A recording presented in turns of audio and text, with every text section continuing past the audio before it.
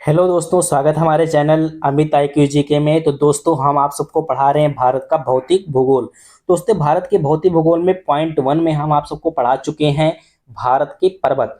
तो दोस्तों, भारत के पर्वत में हम आप सबको बकायदा मैप के थ्रू और पॉइंट के थ्रू समझाने की कोशिश की है। अभी तक हमारे उस वीडियो को जो भी नहीं देखे हैं वो जाके वीडियो को देख लीजिए, आप सबको अच्छा लगेगा, क्योंकि हम आप सबको उसमें मैप के थ्रू और पॉइंट वाइज के थ्रू समझाए हैं।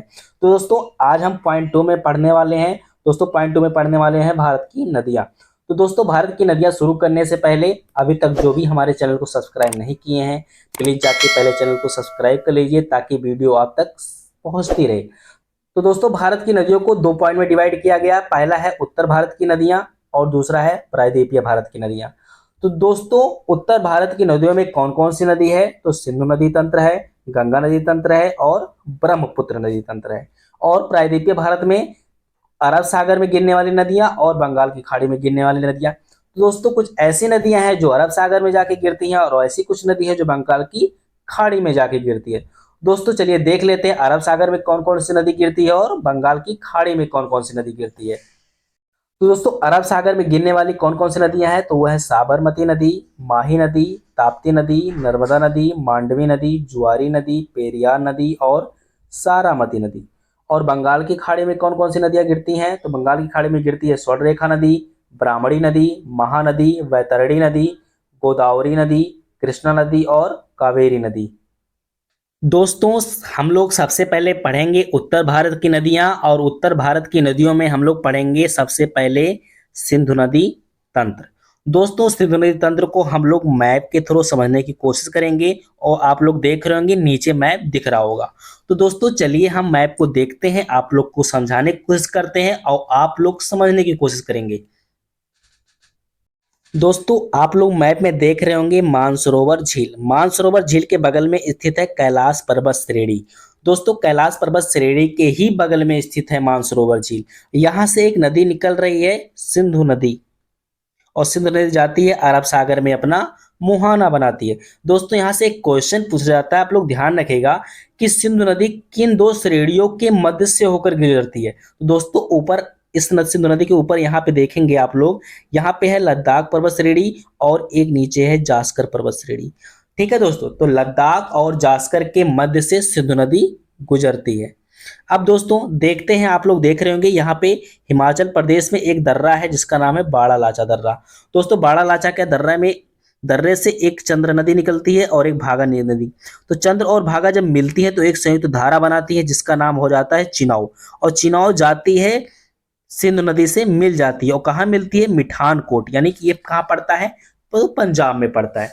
तो दोस्तों, पंजाब पड़ता है पाकिस्तान में भी है और पंजाब कहाँ है? अपने भारत में भी है। तो दोस्तों, पंजाब जो पड़ता है पाकिस्तान में पड़ता है, जिसका नाम है मिठानकोट, वहां पे मिल जाती है सिंधु नदी से। दोस्तों, अब आगे देखते हैं, चिनाव नदी के ऊपर आप लोग देखेंगे तो यहाँ पे है शेषनाग झील। तो दोस्तों, शेषनाग झील से एक नदी निकली जिसका नाम है झेलम। और दोस्तों, झेलम भारत और पाकिस्तान से सीमा बनाते हुए और ये जाती है झेलम चिनाब नदी से मिल जाती है। किससे मिल जाती है झेलम नदी? चिनाब नदी से मिल जाती है। और इसी के साथ दोस्तों देख लेते हैं, झेलम की एक सहायक नदी है किशन गंगा। किशन गंगा झेलम की सहायक नदी है। और झेलम किसकी सहायक नदी है? तो चिनाब की सहायक नदी है। अब दोस्तों देखते हैं यहाँ पे तिब्बत में एक झील है जिसका नाम है राकसताल झील। दोस्तों, राकसताल झील से एक नदी निकलती है जिसका नाम है सतलुज नदी। और सतलुज नदी जैसे ही भारत में एंटर करेगी तो किस दर्रे से एंटर करती है? तो सिपकिला दर्रे से। दोस्तों, सिपकिला दर्रे से एंटर करते हुए भारत से होते हुए फिर ये भारत और पाकिस्तान से सीमा बनाते हुए ये जाती है चिनाब नदी से मिल जाती है। दोस्तों, कौन कौन सी नदियां हैं जो भारत और पाकिस्तान से सीमा बना रही हैं? तो एक हो गया झेलम और एक हो गया हम लोग का सतलज। ठीक है दोस्तों, अब देखते हैं सतलज नदी की, आप लोग ऊपर देख रहे होंगे यहाँ पे, तो एक नदी है, एक कुंड आप लोग देख रहे होंगे, ब्यास कुंड। तो ब्यास कुंड से एक नदी निकल रही है ब्यास, और ब्यास नदी जाती है सतलुज नदी से मिल जाती है। और कहाँ मिलती है? कपूरथला में। तो ब्यास नदी सतलुज नदी से मिलती है कपूरथला में। अब दोस्तों देखते हैं, ब्यास नदी के जस्ट हम लोग ऊपर चलते हैं, देखते हैं यहाँ पे एक दर्रा है रोहतांग दर्रा। रोहतांग दर्रे से एक नदी निकल रही है रावी नदी, और ये रावी नदी भी जाके कहाँ मिल जाती है? चिनाव से मिल जाती है। दोस्तों, चिनाव एक मेन नदी है, उससे छोटी छोटी नदियां जाके मिल रही हैं, और चिनाव जाके सिंधु नदी से मिल रही है। एक बार फिर से देखते हैं हम लोग, चिनाव नदी एक मेन नदी है, इससे आ रही है झेलम मिल रही है, रावी मिल रही है और आके सतलुज मिल रही है। और सतलुज से कौन मिल रहा है? ब्यास मिल रहा है। और यहाँ पे झेलम से कौन मिल रहा है? किशनगंगा मिल रही है। दोस्तों ये लोग ध्यान रखिएगा, आप लोग हम पॉइंट वाइज थ्रू भी आप लोग को समझाएंगे, वहां ज्यादा समझ में आएगा। और दोस्तों अब देखते हैं, दोस्तों हम लोग देख रहे होंगे सिंधु नदी ये है। सिंधु नदी से एक नदी सबसे पहले एक सहायक नदी आई है स्योक नदी, और फिर आई है गिलगित नदी, काबुल नदी, कुर्रम नदी, गोमल नदी। दोस्तों ये है सिंधु की सहायक नदी और एक है चिनाब नदी। तो दोस्तों एक बार फिर से हम लोग देखते हैं सिंधु नदी की सहायक नदियां कौन कौन है।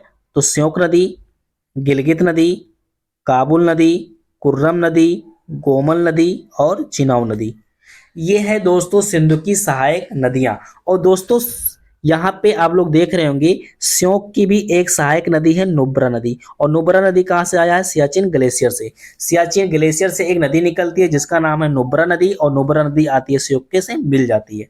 दोस्तों ये रहा सिंधु नदी तंत्र। आप सबको समझ में आया होगा। अगर अभी भी आपको समझ में नहीं आया तो आप लोग को भी हम पॉइंट वाइज पढ़ाएंगे, उसमें आप लोग समझने की कोशिश करिएगा। तो दोस्तों देखते हैं चलिए पॉइंट्स को। दोस्तों अगर हम बात करें सिंधु नदी की कुल लंबाई कितनी है, तो कुल लंबाई हो जाएगा 3610 किलोमीटर। कितना हो जाएगा? 3610 किलोमीटर। अगर पूछेगा सिंधु नदी की लंबाई केवल भारत में कितनी है, तो हो जाएगा 1114 किलोमीटर। कितना? 1114 किलोमीटर। अब दोस्तों अगर पूछ लेगा सिर्फ पाकिस्तान में इस सिंधु नदी की लंबाई कितनी है, तो वो हो जाएगा 2880 किलोमीटर। इसको भी आप लोग ध्यान रखिएगा। वैसे यहाँ से क्वेश्चन बनता नहीं है, कम बनता है, लेकिन ध्यान में आप लोग रखिएगा। दोस्तों आइए देखते हैं सिंधु नदी से संबंधित कुछ पॉइंट्स हैं, इसको समझते हैं, कोशिश करते हैं। तो दोस्तों पहला पॉइंट है सिंधु नदी का उद्गम मानसरोवर झील से होता है। कहाँ से होता है? तो मानसरोवर झील से। तो दोस्तों मैंने मानसरोवर झील बताया था। मानसरोवर झील के बगल में कैलाश पर्वत श्रेणी है, उसके बगल ही मानसरोवर झील स्थित है। अगला पॉइंट देखते हैं सिंधु नदी को तिब्बत में सिक्यांग के नाम से जाना। तो दोस्तों सिंधु नदी को तिब्बत में किस नाम से बुलाया जाता है? तो सिक्यांग के नाम से। अगला पॉइंट सिंधु नदी कराची की खाड़ी में यानी अरब सागर में मिलती है। दोस्तों सिंधु नदी अपना मुहाना कहाँ बनाती है? तो कराची की खाड़ी में। ठीक है। अगला पॉइंट सिंधु नदी की सबसे लंबी नदी कौन सी है? सहायक नदी। तो चिनाब नदी। दोस्तों सिंधु नदी की सबसे लंबी सहायक नदी चिनाब नदी को नाम। ठीक है। अगला पॉइंट देखते हैं कह रहा है सिंधु नदी की सहायक नदियां कौन कौन सी हैं, उसको देख लेते हैं। सबसे पहली है स्योक नदी, फिर गिलगित नदी, फिर काबुल नदी, कुर्रम नदी, गोमल नदी और चिनाब नदी। यानी कितना? 1 2 3 4 5 6, यानी कि 6 नदियां हैं सिंधु की सहायक नदियां। एक बार फिर से इसको देखने की कोशिश करते हैं हम लोग। तो दोस्तों सिंधु नदी की सहायक नदी कौन सी? स्योक नदी, गिलगित नदी, काबुल नदी, कुर्रम नदी, गोमल नदी और चिनाब नदी। और यही दोस्तों हम आप लोग से एक क्वेश्चन करें तो आप लोग बताइए बताइए स्योक नदी की सहायक नदी कौन सी है? तो स्योक की सहायक नदी कौन सी? मैंने बताया था नुब्रा नदी। नुब्रा नदी कहाँ से आती है? सियाचिन ग्लेशियर से आती है, मिलती है। ओके दोस्तों। दोस्तों आइए देखते हैं नेक्स्ट पॉइंट। दोस्तों कह रहा है सिंधु नदी लद्दाख और जास्कर श्रेणी के मध्य से होकर गुजरती है। तो दोस्तों हम आपको मैप में समझाए भी थे। आइए देखते हैं नेक्स्ट पॉइंट। अगला पॉइंट है कह रहा है चिनाब नदी का उद्गम कहाँ से होता है? तो चंद्र और भागा। चंद्र और भागा दो नदियां हैं, इनकी संयुक्त धारा चिनाब नदी बनती है। और ये कहाँ से निकलते हैं? तो बाड़ा लाचा दर्रा के निकट से। ठीक है। अगला पॉइंट रावी नदी का उद्गम कहाँ से होता है? तो ये होता है ये रोहतांग दर्रे के पास, रोहतांग दर्रा पड़ता है, उसके निकट रावी नदी का यहाँ से उद्गम होता है। नेक्स्ट पॉइंट रावी नदी चिनाब नदी की सहायक नदी है। बताए थे कि चिनाब की एक सहायक नदी कौन है? रावी नदी। अगला देखते हैं अगला पॉइंट झेलम नदी का उद्गम कहाँ से होता है? तो शेषनाग झील से होता है। कह रहा है नेक्स्ट पॉइंट झेलम नदी पाकिस्तान और भारत के मध्य से गुजरती है और ये सीमा भी बनाती है। तो सीमा कहाँ से कहाँ तक बनाती है भारत और पाकिस्तान के बीच? तो मीर से मुजफ्फराबाद तक। ठीक है। अगला पॉइंट सतलुज नदी तिब्बत के राकसताल झील से निकलती है और यह सिपकिला दर्रे से भारत में प्रवेश करती है। तो दोस्तों मैंने बताया था कि सतलज नदी तिब्बत में राकसताल झील से निकलती है और भारत में सिपकिला दर्रे से प्रवेश करती है। नेक्स्ट पॉइंट देखते हैं दोस्तों। नेक्स्ट पॉइंट सतलज नदी पाकिस्तान के साथ फजिल्लिका से फिरोजपुर तक के मध्य सीमा साझा करती है। जैसे झेलम बताए थे ना, झेलम कहाँ से, मीर से मुजफ्फराबाद। ऐसे ये सतलज नदी भी सीमा बनाती है भारत पाकिस्तान के साथ, कहाँ से कहाँ तक, फजिल्लिका से फिरोजपुर तक सीमा बनाती है।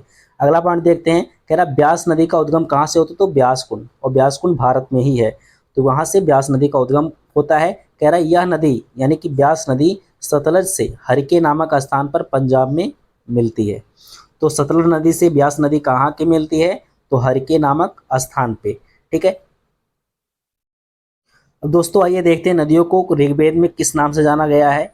नदियों को ऋग्वेद में क्या कहकर बुलाते थे नदियों को, तो जैसे चिनाब को क्या कहा जाता था, अश्किनी। चिनाब को अश्किनी नदी के नाम से बुलाया जाता था, कहा जाता था। सतलज नदी को सुतुद्री नदी, व्यास नदी को विपाशा नदी, रावी को पुरुषड़ी नदी, झेलम को वितस्ता नदी। दोस्तों ये हैं 3 नदियाँ जो कि प्राचीन नदी हैं। इनको वर्तमान में चिनाब, सतलज, ब्यास, रावी और झेलम कहा जाता है, और प्राचीन इनकी नामें हैं अश्किनी, सतुद्री, विपाशा, पुरुषड़ी और वितिस्ता। दोस्तों आइए देखते हैं सिंधु नदी के कुछ दोआब क्षेत्र हैं। दोआब क्षेत्र को समझने की कोशिश करते हैं हम लोग। पहले मैप से भी समझेंगे, पहले कुछ पॉइंट्स हैं इसको समझ लेते हैं। कह रहा 2 नदियों के बीच के क्षेत्र को दोआब कहा जाता है।